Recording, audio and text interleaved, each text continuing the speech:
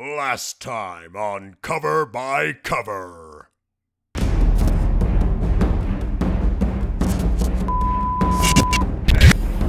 You suck! Wait,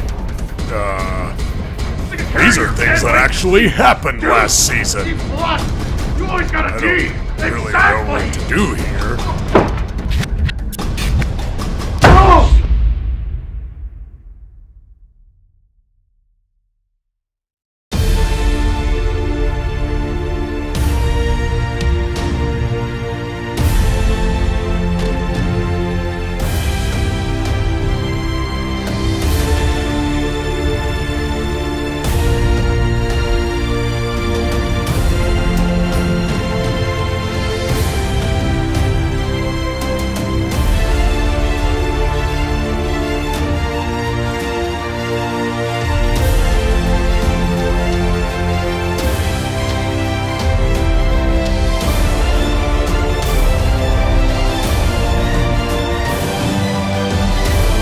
Not in here the last time I checked. Well, at least we know what we're doing next season.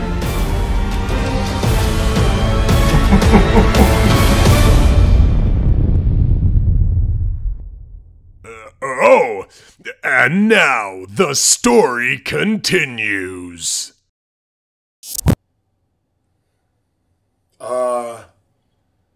Hey JT, do you happen to remember when we started staring into the closet? I don't know, it was maybe like 2-3 years ago? Have we been standing here that entire time? I'm not sure. Well, you look drastically different. You don't. But wait, were we even wearing these clothes? Did we even own these clothes? Mm-hmm. This closet's fucking me up, man. Let's just review something. Yeah, that sounds good. All right.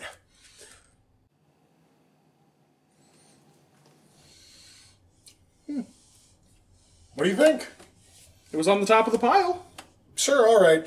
I'm gonna go take a shower since... Oh, God, it's clearly been a while.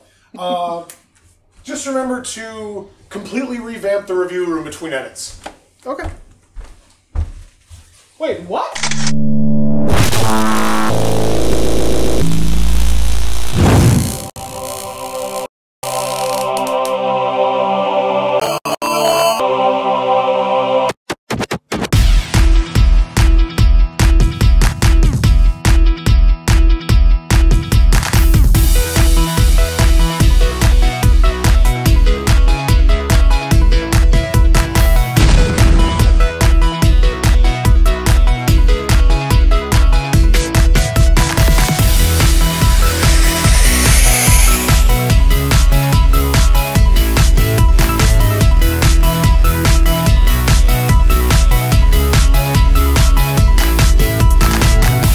Let's go!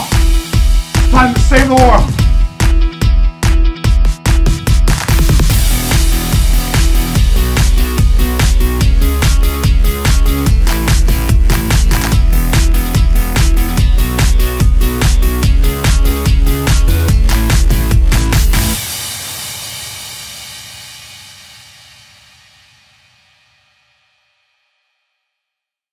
Hello, everyone, and welcome back to Cover by Cover. I'm Will Ryan. And I'm JT Kamp. This season, we're going to be taking a look at 26 of the greatest anime of all time. Is everyone out there going to be happy with this collection? No! Now, there are a lot of great anime that have come out over the years, and there are a lot more we're going to be taking a look at in future seasons. But our goal is to look at the very best, and if we're going to do that, we got to start somewhere. Now, don't take this as some sort of top 26 list or anything like that. Really what this is a list of anime that have had a long and storied history, tremendous fandoms, or just a major impact on the anime landscape. So they must be worth checking out, or at the very least our reviews of them. Oh, absolutely. Definitely our reviews. And on top of that, we've already looked at a ton of anime on Cover by Cover. Oh my god, okay, yeah. And oh, by the way, there's a card in the upper right-hand corner. Definitely go see that shit. But anyway, if we're gonna talk about the greatest, there's really only one place we can start. And that is with an undeniable classic.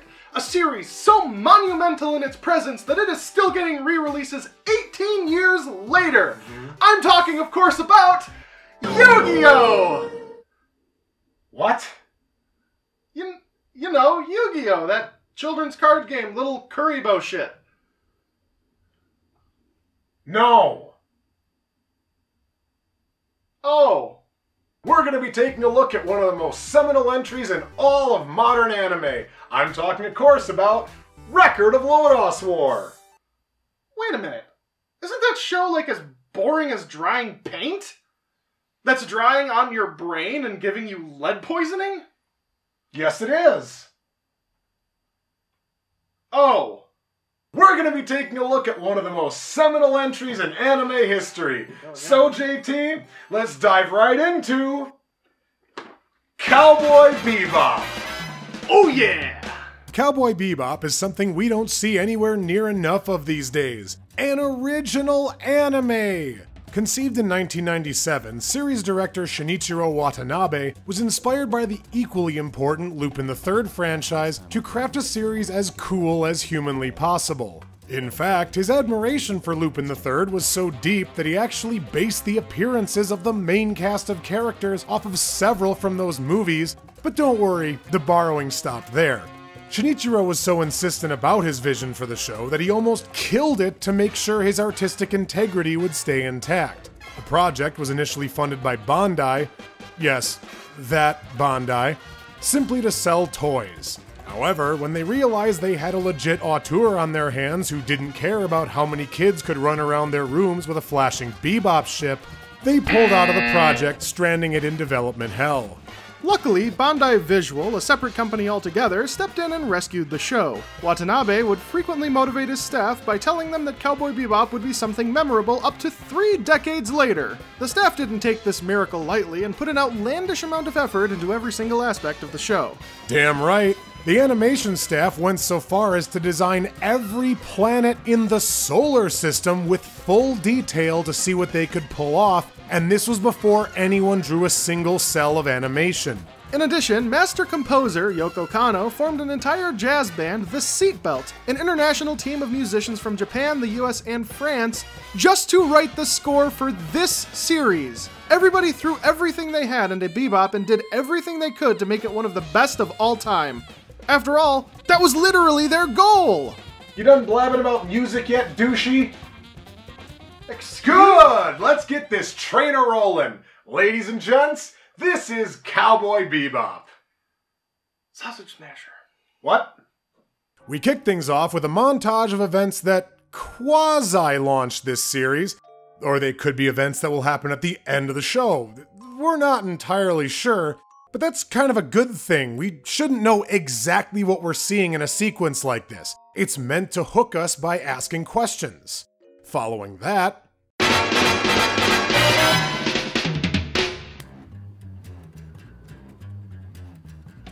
think it's time we blow this scene. Get everybody in the stuff. No sweat, Clyde. Okay, 3, 2, 1, let's jam. I don't care who you are, this is amazing. It might be the best opening ever. I have seen a lot of great anime songs and animation in my day, but none of them so perfectly encapsulate the tone, mood, and style of the show, both visually and musically. Ah, it's so good! I want to raise its children! well, anyway, we cut to the smooth jazz harmonica of space. You know the one. Spike Spiegel, our soon-to-be protagonist, works out while Jet Black, that might be the most awesome name any character has ever had, makes dinner. Shallots with a side of shallots, it would appear. Special bell peppers and beef. Well, that's definitely not what you were cooking, but okay. There's no beef in here, so you wouldn't really call it bell peppers and beef, now would you? Yes, I would. Because I love being wrong. Fuck you. Jet Black berates Spike for blowing beef budgets before he briefs him about their new target. Obvious sci-fi reference now, but not so obvious in 1998. before Spike whistles his way off to find the hombre. I dare you to find this guy doing anything that isn't cool. Give me a beer. And I'll have a Bloody Mary. In fact, make it a double. I've got the vodka, but I'm afraid I'm fresh out of tomato juice. I do ironically love that Chris Sabat couldn't be fucked to stop doing his Piccolo voice while playing an aging beanpole bartender. Anyhow, the two head to the back minus the alleyway for a drug deal which focuses on this stuff. The bloody eye. I'm gonna need a little proof. Let's have a demonstration.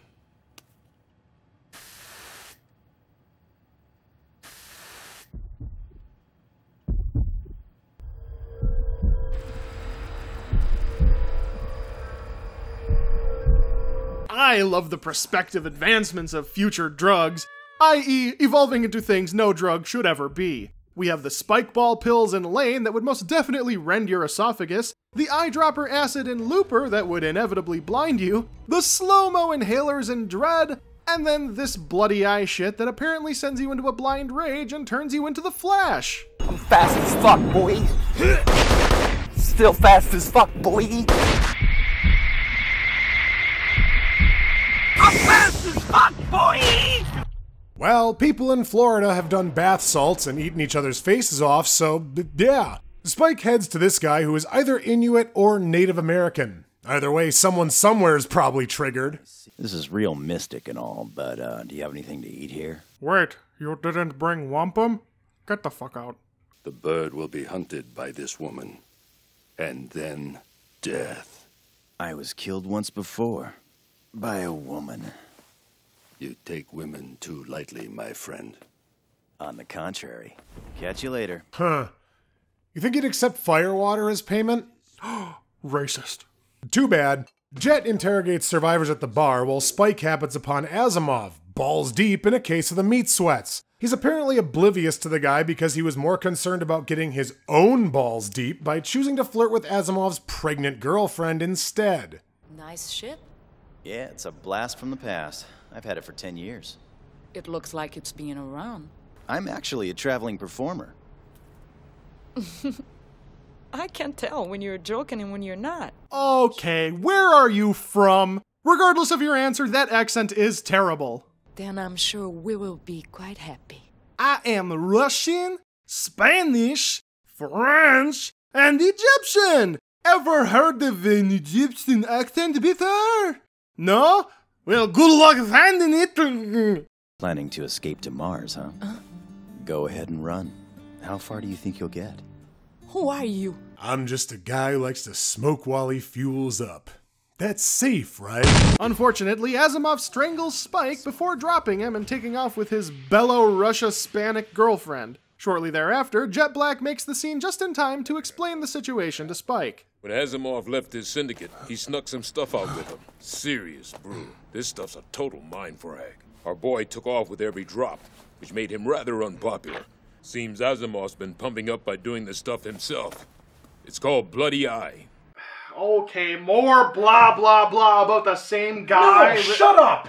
That was the best exposition I've ever heard! We call out bland, explainy rants with no pretense whatsoever all the time. We vilify series for using that phrase as you already know, and blatantly speaking to the audience instead of the characters on screen. However, there is nothing negative I can say about this conversation. Yes, it's important information for us as the audience, but it's also important information for Spike. Jet Black is actually telling our main character something important that he doesn't already know.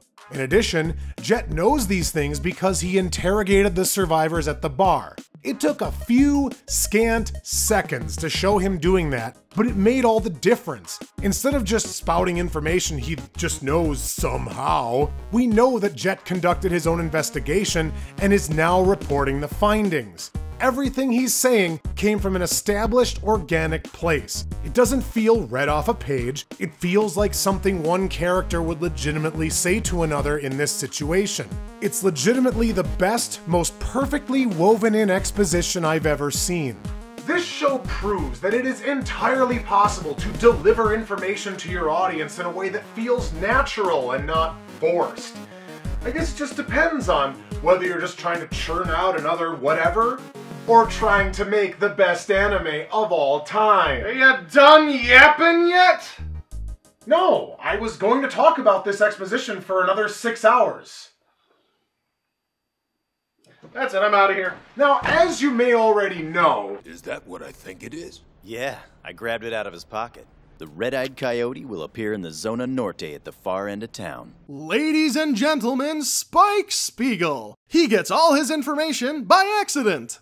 Well, Mr. Ryan, that's all the questions I have for you this evening. Thank you very much for your time. No problem, thank you very much, Detective, and you have a safe trip home. Thank you. What's this here?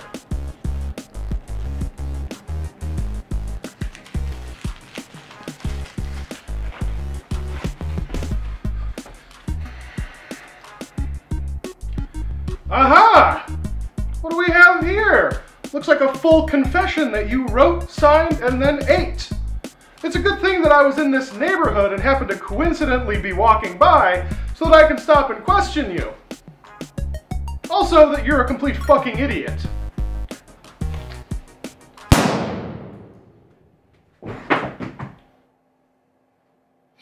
Well, all's well that ends well. Oh! Got blood on my shoe!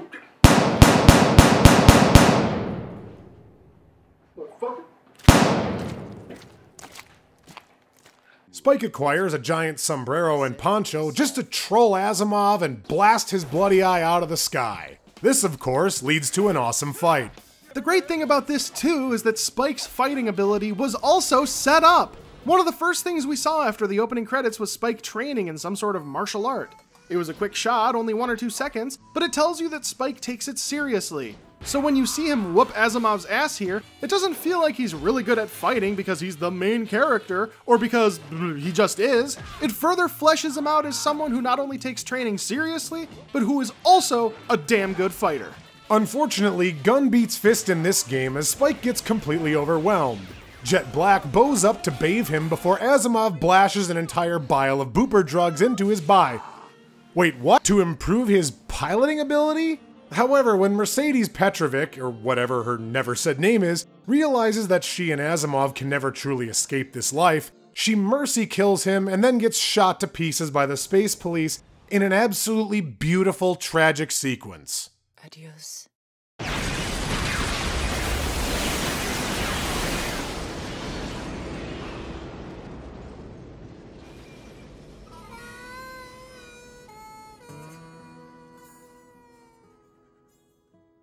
Man, it's weird how an anime can make us care about a one-off secondary character in less than half an episode.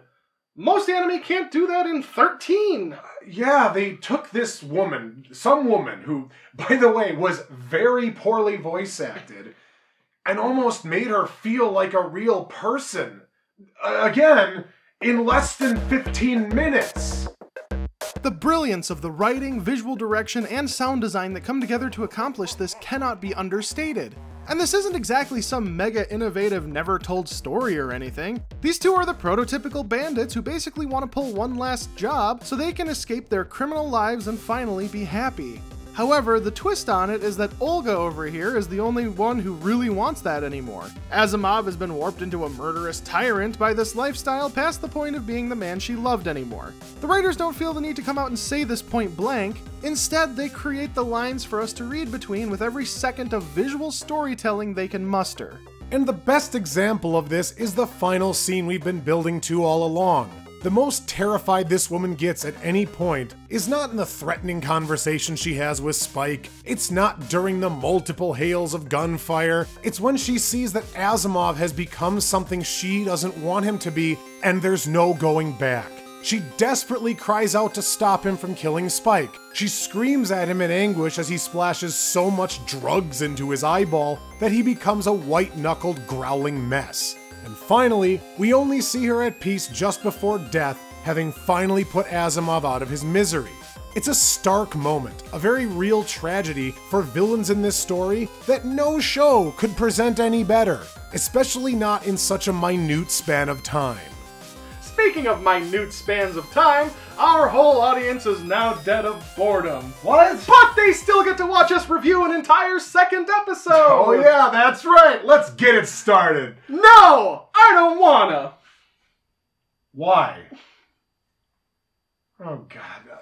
Okay, enough of the cheesy melodrama. Don't give me this canon shit again. It's because I want to watch all 25 more episodes! But we can only do one more for this review. Oh.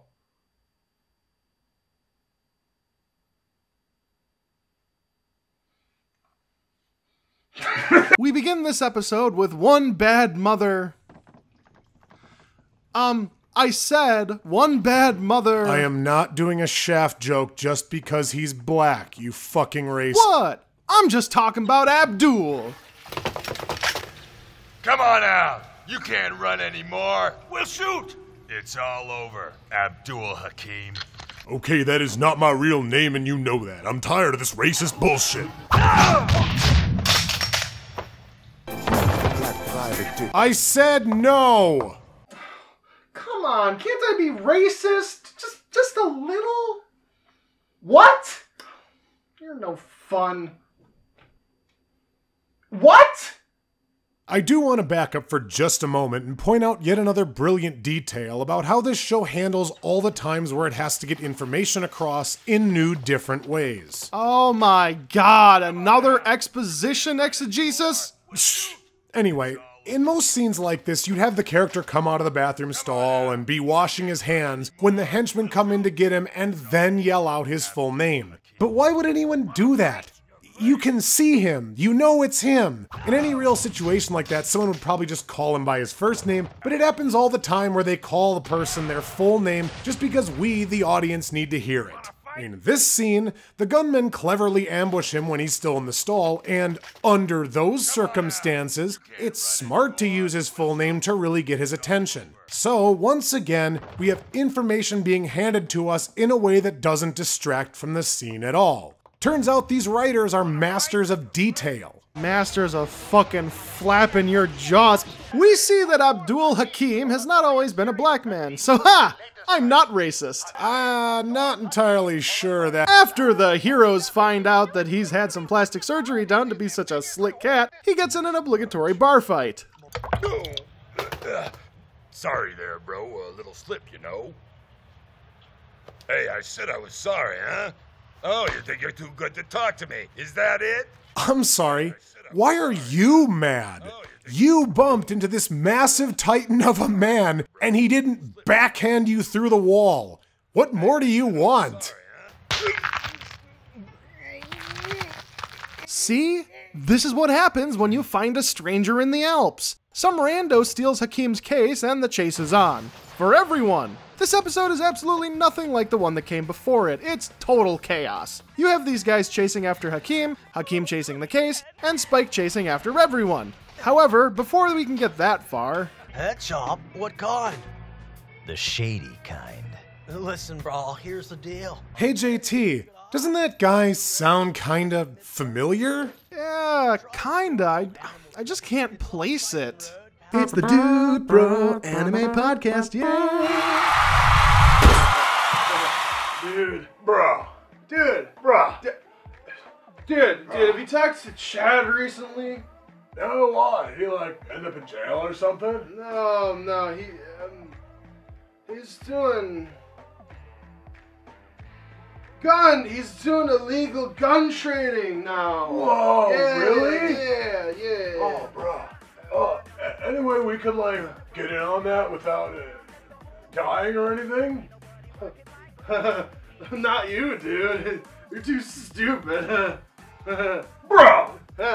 I'm too stupid? What? I'm the problem here? What? Every time we do this, you are so fucking high.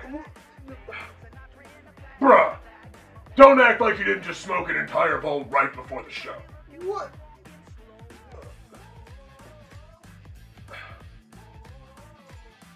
Have you talked to Chad recently? It's the Dude Bro Anime Podcast, yeah! Spike confuses the rando for Hakim because he wasn't paying attention yet again, and they open the case to find... Corgi? Miles, what have I told you about hiding in cases? It's a bad boy. Bad boy. Bad boy. Oh, no, you're so cute. Yes, come here. You're a good boy. Apparently, in this show's universe, Welsh corgis are more common than rats, so Lady Joker refuses to pay nearly anything for it. Hakim arrives, causing the corgi to attack him, and we're off to the races yet again.